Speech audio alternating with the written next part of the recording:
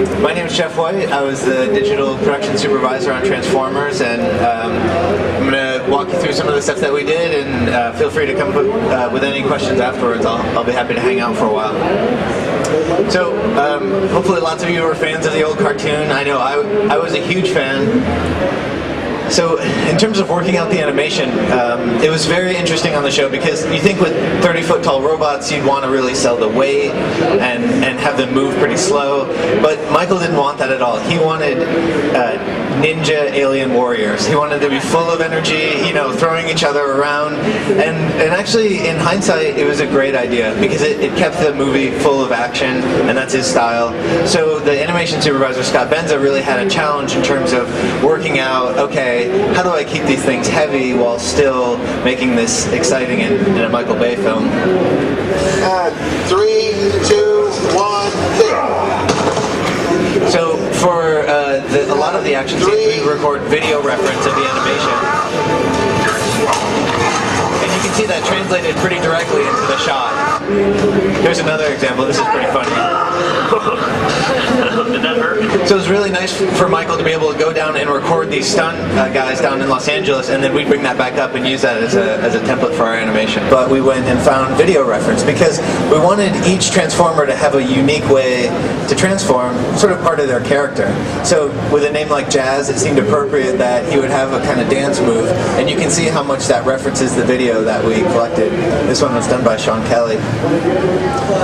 Additionally, we had to do a lot of work on facial animation, and we always again start with reference, and we tried to figure out how many pieces of a human face do we need to represent in the Autobot face in order for expressions to read. So we made eyebrows, the eyes could dilate, the pupils could dilate, and of course the lips, which were so controversial.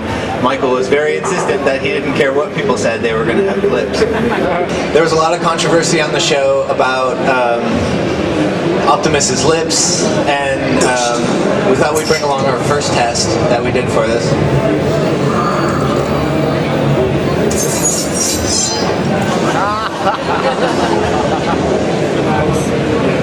And I brought this shot along. This is from the AO sequence, and it's a really beautiful shot. The lighting is incredible, but I also wanted to bring it because it really shows off the texture map painting that was done. There's over 34,000 texture maps for all of the Transformers combined, and you can see that in the levels of paint. There's sort of the base color, then there's the car paint layer, there's a dirt layer, there's later all the glass gets cracked and broken.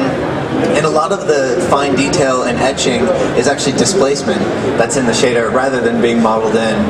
It's pretty incredible.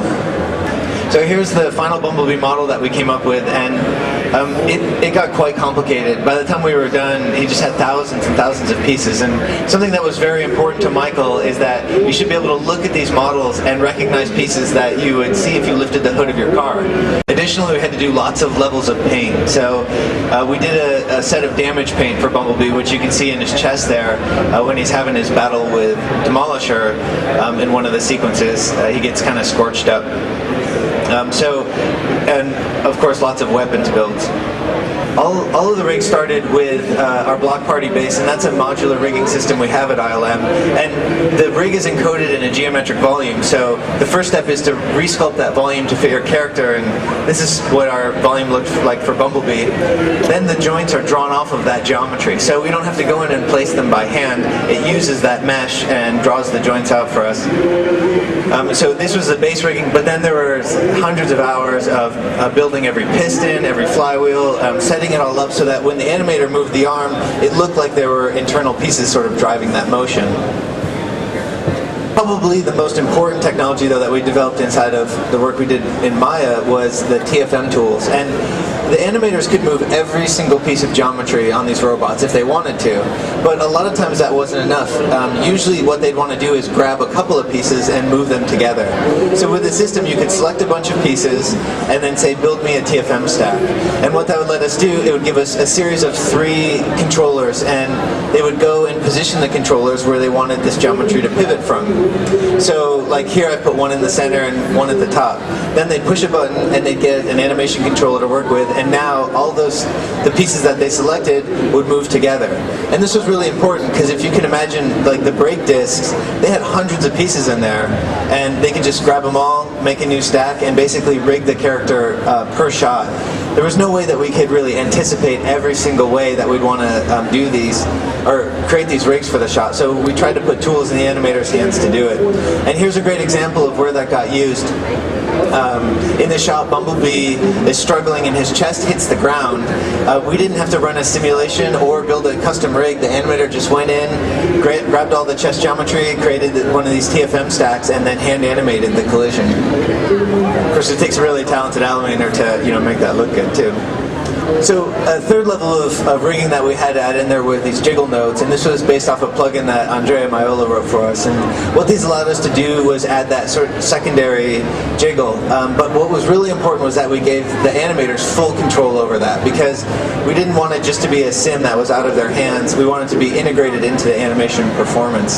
So that really helped us sell the weight of the characters when they're running. Additionally, we had to do a lot of smaller sims like these cables, which actually turned out to be fairly complicated. But they actually are set up using Maya Hair, and the animator was able to run these two shots themselves. And they worked out quite nicely. The transformations were extremely complicated on the rigging front.